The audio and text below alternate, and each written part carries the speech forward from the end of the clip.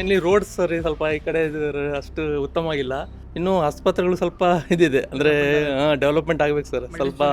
ಹೌದೌದು, ಎಲ್ಲರೂ ಅವರು ಶಾಸಕರೆಲ್ಲ ಇದು ಮಾಡ್ತಿದ್ದಾರೆ, ಎಲ್ಲ ಸೂಪರ್ ಸ್ಪೆಷಾಲಿಟಿ ಹಾಸ್ಪಿಟ್ಲ್ ಆಗೋಣ ಅಂತ ಇದು ಮಾಡ್ತಿದ್ದಾರೆ.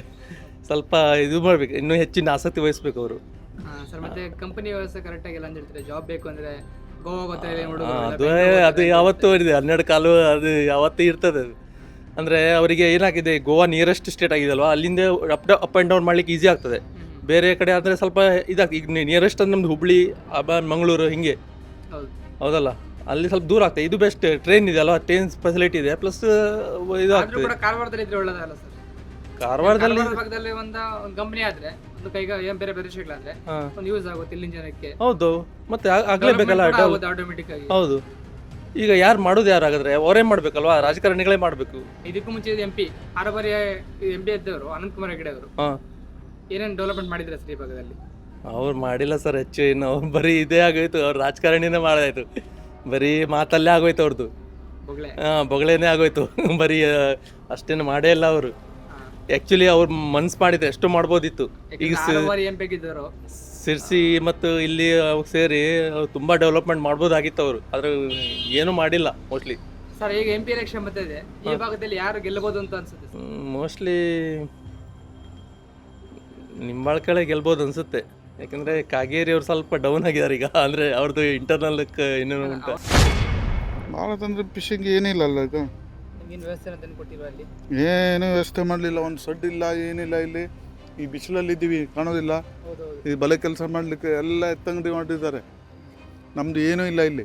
ನಮ್ಮ ಗುಡಿಸಲಿತ್ತು, ದೋಣಿ ಬೀಣಿ ಇಡ್ಲಿಕ್ಕೆಲ್ಲ ಈ ಥರ ದೋಣಿ ಎಲ್ಲ ಇದೆಲ್ಲ ಮರದ್ದು ಇದೆಲ್ಲ ಇಡ್ಲಿಕ್ಕೆ ಒಂದು ಗುಡಿಸಲಿತ್ತು, ಅದು ಸಹ ಇಲ್ಲ ಇವತ್ತು. ಅದೆಲ್ಲ ತೆರವು ಮಾಡಿದ್ದಾರೆ. ಮತ್ತು ಈ ಥರ ಸಡ್ ಹಾಕಿ ಬಿಸಿಲಲ್ಲಿ ಕುತ್ಕೊಂಡಿದ್ವಿ, ಇನ್ನೇ ನೋಡಿದ್ರಲ್ಲ ಈಗ. ಅದೇ ಅದು ಈ ತರ ಕಷ್ಟ ಇದೆ. ಇಲ್ಲಿ ಒಂದು ಹಾಸ್ಪಿಟಲ್ ವ್ಯವಸ್ಥೆ ಕರೆಕ್ಟ್ ಆಗಿಲ್ಲ ಅಂತ ಹೇಳ್ತಾರೆ. ಹಾಸ್ಪಿಟಲ್ ಸರಿ ಏನಾದರೂ ಹೆಚ್ಚು ಕಡಿಮೆ ಆದ್ರೆ ಬೇರೆ ಕಡೆ ಕಳಿಸ್ತಾರೆ ಇಲ್ಲಿ ಜನ. ಹೌದು, ಬೇರೆ ಕಡೆ ಎಲ್ಲ ಹೋಗ್ತಾರೆ. ಇಲ್ಲಿ ಹಾಸ್ಪಿಟಲಲ್ಲಿ ಸರಿ ಡಾಕ್ಟರ್ ಬಿಕ್ಟರ್ ಸರಿ ಇಲ್ಲ, ಔಷಧಿ ಸರಿ ಇಲ್ಲ, ಯಾವುದೋ ಒಂದು ವ್ಯವಸ್ಥೆ ಇಲ್ಲ. ಇಲ್ಲಿ MLAಗಳಿದ್ದಾರೆ, MP ಇದ್ದಾರೆ, ಎಲ್ಲರೂ ಇದ್ದಾರೆ, ಏನೂ ವ್ಯವಸ್ಥೆ ಇಲ್ಲ ಇಲ್ಲಿ. ಏನಾದ್ರು ಬಿದ್ದರೆ ಒಂದು ಆಂಬುಲೆನ್ಸ್ ಬರ್ತದೆ, ಸಿವಿಲಿ ತೊಗೊಂಡೋಗಿ ಹೊತ್ತಾಕ್ಬಿಡ್ತಾರೆ ಅಷ್ಟೇ. ಅಲ್ಲಿಂದ ಹೋಗ್ಬಿಟ್ಟು ಗೋವಾ ಹೋಗಿಲ್ಲ ಮಂಗಳೂರು ಹೋಗಿ ಅಂತಾರೆ ಸರ್. ಮತ್ತೆ ಇಲ್ಲಿ ಒಂದು ಜನಕ್ಕೆ ಕರೆಕ್ಟ್ ಆಗಿ ಒಂದು ಜಾಬ್ ವ್ಯವಸ್ಥೆ ಸಿಗಲ್ಲ ಅಂತ ಹೇಳ್ತಾರೆ. ಒಂದು ಕೆಲಸಕ್ಕೆ ಹೋಗ್ಬೇಕಂದ್ರೆ ಬೇರೆ ಕಡೆ ಹೋಗಬೇಕಾಗುತ್ತೆ, ಬೆಂಗಳೂರು ಕಡೆ ಹೋಗಬೇಕಾಗುತ್ತೆ, ಓದಿರೆಲ್ಲ ಜಾಬ್ ಸಿಗಲ್ಲ ಅಂತ ಹೇಳ್ತಾ ಇದ್ದಾರೆ. ಹೌದು, ಜಾಬ್ ಎಲ್ಲ ಏನಿಲ್ಲ ಇಲ್ಲಿ. ಇಲ್ಲೆಲ್ಲ ಹೊರ ದೇಶದವರಿಗೆ ಜಾಬ್. ಈಗ ಸೀಬರ್ಡ್ ಆಗಿದೆ, ಸೀಬರ್ಡದಲ್ಲಿ ಎಲ್ಲ ಬರೋದು ಆ ಕಡೆ ಇದೆ, ಇಲ್ಲಿಂದ ಯಾರು ಬರಲ್ಲ. ಇಲ್ಲೆಲ್ಲ ಎಂಟ್ರಿ ತೊಗೊತಾರೆ, ಅವ್ರಿಗಿಲ್ಲ. ಹೊರಗಡೆ ದೇಶದವರಿಗೆಲ್ಲ ತೊಗೊಂಡು ಬಿಡ್ತಾರೆ, ಆ ಕಡೆಯಿಂದ ಬಿಹಾರ ಆ ಕಡೆಯಿಂದ ಎಲ್ಲ ಜನ ತೊಗೊಂಡು ಏನು ಸಪೋರ್ಟ್ ಕೊಡಲ್ಲ. ಅಲ್ಲಿಂದನೇ ಆಲ್ರೆಡಿ ಇದಾಗಿ ಬರ್ತದೆ. ಇಲ್ಲಿ ಸುಮ್ಮನೆ ನಾಮಕವಾಸ್ತೆ ಅವರನ್ನ ಎಂಟ್ರಿ ಕರೀತಾರೆ, ಎಲ್ಲ ಬರೋದು ಹೊರಗಡೆಯಿಂದ ಜನ. ಅವ್ರ ಹತ್ರ ಎಲ್ಲ ಮಾತಾಡಿದ್ರೆ ಮಾಡಿಸುವ ಕೊಡುವ ಅಂತಾರೆ ಅಷ್ಟೇ, ನಾಮಕವಾಸ್ತೆ. ಕಂಪ್ಲೇಂಟು ಎಲ್ಲ ಲೆಟರ್ ಬಿಡ್ರೆ ಎಲ್ಲ ಕೊಟ್ಟಿದ್ದೀವಿ. ಈ ಬೀಚಿಂದು ಇಷ್ಟಪ್ಪ ಇದೆ ಅವ್ರ ಹತ್ರ ಫೈಲು, ಅದಲ್ಲೇ ಇದೆ. ಡಬ್ಬಾದಲ್ಲಿ ಅಷ್ಟೇ, ಏನು ಕೆಲಸ ಮಾಡಲ್ಲ. ಬರ್ತೀವಿ ಅಂತಾರೆ, ನೋಡ್ತಾರೆ, ಹೋಗ್ತಾರೆ. MP ಇವ್ರು ಸಹ ಬಂದು ಹೋಗಿದ್ರು, ಅನಂತಕುಮಾರ್ ಕಡೆ ಎಲ್ಲ ಮಾಡಿಸ್ಕೊಡ್ತೀನಿ ಅಂದರು. ಇನ್ನೂ ತನಕ ಇಲ್ಲ, 10 ವರ್ಷ ಮೇಲೆ ಆಯ್ತು. ಹೌದು, ಒಂದು ದಿವಸ ಕಣ್ಣೆತ್ತ ನೋಡಲಿಲ್ಲ ಇಲ್ಲಿ. ಎಂತ ಯಾತಕ್ಕೋಸ್ಕರ ಅವರು ಮಾಡೋದು MP? ಜನದ ಸೇವೆ ಮಾಡಬೇಕಲ್ಲ, ಜನ ಸೇವೆ ಮಾಡೋದೇ ಇಲ್ಲ ಅವರು. ಅವ್ರದ್ದು ಆಯಿತು, ಅವ್ರದ್ದು ದುಡ್ಡು ಮಾಡೋದು ಇರೋದು ಅಷ್ಟೇ. ಜನ ಹೋಗ್ಲಿ, ಮತ್ತೆ ವೋಟಿಂಗ್ ಬಂದಾಗ ಸ್ವಲ್ಪ ಕೈ ಮುಗಿಯೋದು, ಹಾಗೆ ಹೀಗೆ ಅಂತ ಹೇಳಿ ಹೋಗೋದು. ಈಗ ಯಾರು ಹಾಕ್ತಾರೆ ವೋಟೆಲ್ಲ? ಹೌದು, ಅವಾಗೆಲ್ಲ ಕಷ್ಟ ಉಂಟು, ತುಂಬ ಕಷ್ಟ ಉಂಟು.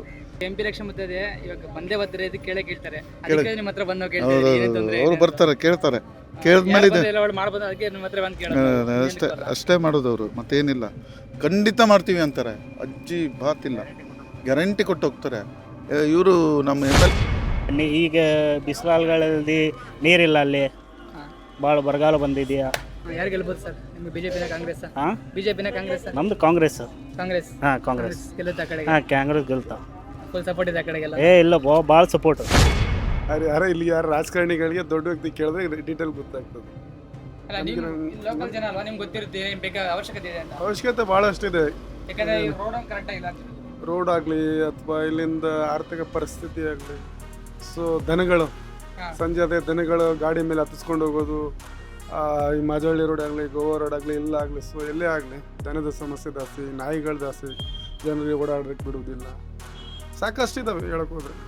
ಹಾಸ್ಪಿಟಲ್ ವ್ಯವಸ್ಥೆ ಕರೆಕ್ಟ್ ಆಗಿಲ್ಲ ಅಂತ ಹೇಳ್ತಾರೆ. ಹಾಸ್ಪಿಟಲ್ ವ್ಯವಸ್ಥೆ ಸರಿಯಾದ ಅಲ್ಲಿ ವ್ಯವಸ್ಥೆ ಸರಿ ಇಲ್ಲ. ಮತ್ತು ಬಡವರು ಒಂಥರ, ಶ್ರೀಮಂತರಿಗೂ ಒಂಥರ, ಈ ಥರ ಎಲ್ಲ ಇದಾವೆ, ಟ್ರೀಟ್ ಮಾಡ್ತಾರೆ. ಮತ್ತೆ ಜಾಬ್ ಬೇಕು ಅಂದ್ರೆ ಎಲ್ಲ ಗೋವಾ ಹೋಗ್ತಾರೆ, ಇಲ್ಲಾಂದ್ರೆ ಬೆಂಗಳೂರು ಹೋಗ್ತಾರೆ.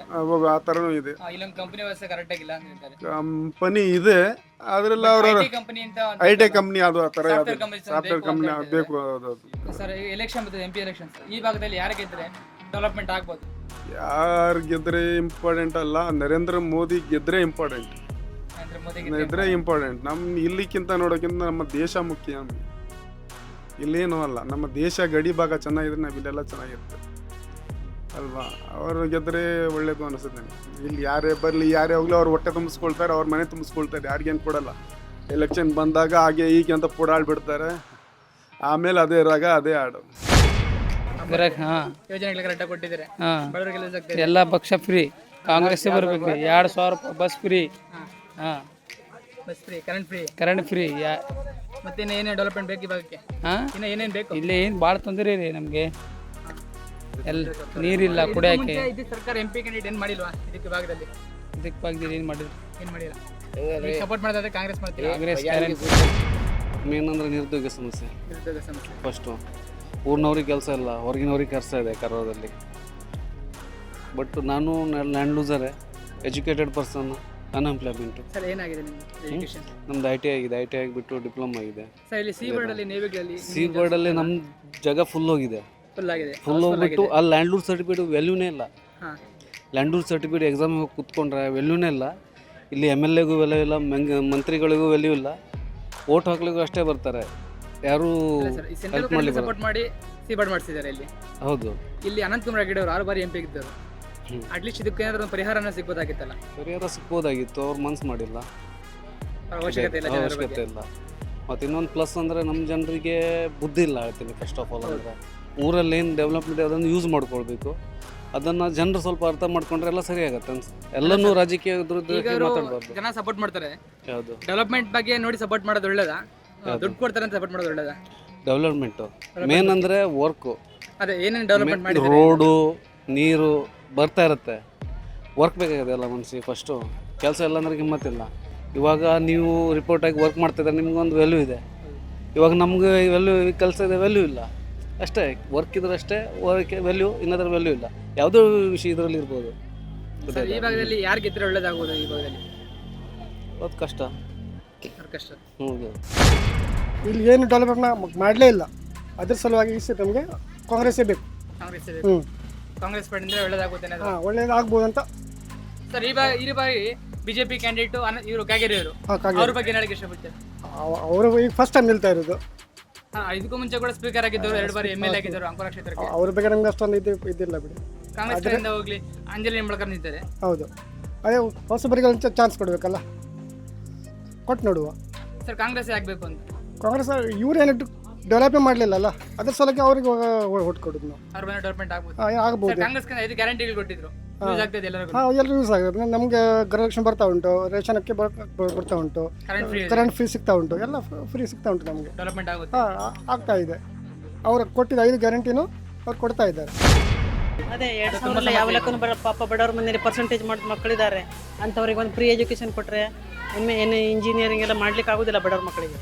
ಅಲ್ಲ, ತುಂಬಾ ಓದಿರೋ ಹುಡುಗರಿದ್ದಾರೆ, ಹೌದು ಜಾಬ್ ಸಿಗಲ್ಲ ಅಂತ ಹೌದು, ಜಾಬ್ ಇದೆ, ಎಲ್ಲರೂ ಪಾಪ ಖಾಲಿ ಇದ್ದಾರೆ ಮನೆಯಲ್ಲೆಲ್ಲ. ಮಕ್ಕಳೆಲ್ಲ ಪರ್ಸೆಂಟೇಜ್ ಅಂತ ಹೇಳಿದಾರಲ್ಲ, ಬಡವ್ರ ಮಕ್ಕಳಿಗೆ ಹೋಗ್ಲಿಕ್ಕೆ ಆಗೋದಿಲ್ಲ ಪರ್ಸೆಂಟೇಜ್ ಮೇಲೆ. ಎಲ್ಲರ ಮಕ್ಕಳಿಗೆ ಒಂದೇ ಮಾಡ್ಬೇಕಲ್ಲ, ಬಡವರಿಗೂ ಶ್ರೀಮಂತರಿಗೂ. ಅದೇ ಇಲ್ಲೆಲ್ಲ ನಮ್ಮ ಕಡೆಗೆಲ್ಲ ಕಲ್ತು ಮಕ್ಕಳು ಹಾಗಿದ್ದಾರೆ ಮನೆಯಲ್ಲಿ. ಮೇಡಮ್, ಸಿ ಬೋರ್ಡ್ ಬಗ್ಗೆ ಹೇಳಕ್ಕೆ ಇಷ್ಟಪಡ್ತೀನಿ. ಸಿ ಬೋರ್ಡ್ ಅಲ್ಲಿ ಜಾಬ್ ಸಿಗ್ತಾರ ಅಂತ ಹೇಳ್ತಾರೆ, ಇಲ್ಲಿ ಓದಿರೋ ಹುಡುಗರು. ಹೌದು ಸರ್, ಸ್ಥಳೀಯರಲ್ಲ ನಮಗೆ ಸರ್, ನಾವು ಕೆಲಸ ಕೊಟ್ಟರು ನಾವು ಹೋಗ್ತೇವೆ ಸರ್. ನಮ್ಮ ಮಕ್ಕಳೆಲ್ಲ ಖಾಲಿ ಬಿದ್ದಾರೆ ಸರ್. ಆ ಕಡೆಯವರೇ ಬಂದು ಈ ಕಡೆ ಜಾಸ್ತಿ ಸರ್. ಆ ಕಡೆಯವರು ಎಜುಕೇಷನ್ ಪಡ್ಕೊಂಡು ಈ ಕಡೆಗೆ 1 ಲಕ್ಷ 2 ಲಕ್ಷ ಪಗಾರಿದ್ದಾರೆ. ಆ ಕಡೆ ಮೊದಲೆಲ್ಲ ಹೇಳಿದ್ರು ಮನೆಗೊಂದು ಕುಟುಂಬಕ್ಕೊಂದು ಅಂತ ಹೇಳಿ. ಕುಟುಂಬಕ್ಕೊಂದು ಇಲ್ಲ ಈಗ, ಅದು ಇಲ್ಲ, ಎಲ್ಲ ಈಜಾಗಿ ಬಿದ್ದಿದ್ದಾರೆ ಮಕ್ಕಳೆಲ್ಲ. ನಾವೆಲ್ಲ ಸಿ ಬೋರ್ಡ್ನವ್ರೆ. ಹೌದು, ನಾವೆಲ್ಲ ಊರು ಕೊಟ್ಟು ಬಂದವ್ರೆ. ಇದೊಂದು ಹಾಸ್ಪಿಟಲ್ ವ್ಯವಸ್ಥೆ ಕರೆಕ್ಟ್ ಆಗಿಲ್ಲ ಅಂತ ಹೇಳ್ತಾರೆ. ಹಾಸ್ಪಿಟಲ್ ಸರ್, ಡಾಕ್ಟರ್ಸ್ ಕರೆಕ್ಟ್ ಸಿಗಲ್ಲ ನಮಗೆ ಅಂತ. ಹೌದು ಸರ್, ಡಾಕ್ಟರ್ ಇದ್ದಾರೆ, ಪೇಷಂಟ್ ಅವ್ರು ಯಾರವರು ಅವರೇ ಚೆಕಪ್ ಮಾಡೋದಿಲ್ಲ, ಗುಳಿಗೆ ಕೊಡೋದು, ಮತ್ತು ನರ್ಸ್ಗಳು ಮತ್ತು ಕಂಪೌಂಡ್ರು ಅಂಥವ್ರೆ ಕೊಡೋದು. ಡಾಕ್ಟರ್ ಕರೆಕ್ಟ್ ಎಲ್ಲ ಡಾಕ್ಟ್ರು ಬರ್ತಾರೆ ಸರ್ ಡಾಕ್ಟ್ರು ಬಂದರೂ ತಪಾಸ್ ಮಾಡೋದಿಲ್ಲ. ಅಲ್ಲ ಏನು ಎಮರ್ಜೆನ್ಸಿ ಬೇಕು ಅಂತ ಎಲ್ಲಿ ಗೊತ್ತಿಲ್ಲ. ಎಮರ್ಜೆನ್ಸಿ ಬಂದರೆ ಸರ್ ಬೇಕಾದ್ರೆ ಮಂಗಳೂರು ಆ ಕಡೆಗೆ ಹೋಗೋದು, ಹಾರ್ಟ್ ಬೀಟ್ ಆದರೆ ಈ ಕಡೆಗೆ ಎಲ್ಲಿದೆ ಅಂಥದ್ದೊಂದು ಇಂಜೆಕ್ಷನ್ ಆಗಲಿ ಮನೆ ಕಡೆಗೆ ಆ ಕಡೆ ನಮ್ಗೆ ಹೋಗ್ಲಿಕ್ಕೆ ಆಗ್ತದೆ ಅಷ್ಟು 6 ತಾಸು ಒಳಗೆ. ಅದೇ ಎಲ್ಲಾದ್ರೂ ಒಂದು ಈ ಕಡೆಗೆ ಮಧ್ಯದಲ್ಲಿ ಒಂದು ಮಾಡಿಕೊಟ್ರೆ ಬಡವರಿಗೆ. ತುಂಬ ದುಡ್ಡು ಆಗುತ್ತಲ್ಲ ಅದೆಲ್ಲ ಪ್ರೈವೇಟ್ಗಳಲ್ಲಿ. ದುಡ್ಡಾದ್ರೆ ಈಗ ಬಸ್ ಫ್ರೀಯಲ್ಲಿ ನಿಲ್ಲಿಸ್ಬೋದಲ್ಲ, ಅಂಥದ್ದೆಲ್ಲ ನಿಲ್ಲಿಸ್ಬೋದು, ಕರೆಂಟ್ ಬಿಲ್ ನಿಲ್ಲಿಸ್ಬೋದು. ಅದು ಕೊಟ್ಟು ಇದು ಹಾಸ್ಪಿಟ್ಲ್ ಕಟ್ಕೊಟ್ಟು ಅಲ್ಲಿ ತಗೊಳ್ಳಲ್ಲೇ ಒಂದು ರೇಟು, ಇಲ್ಲಿ ಮಾರೋಲ್ಲೇ ಒಂದು ರೇಟು.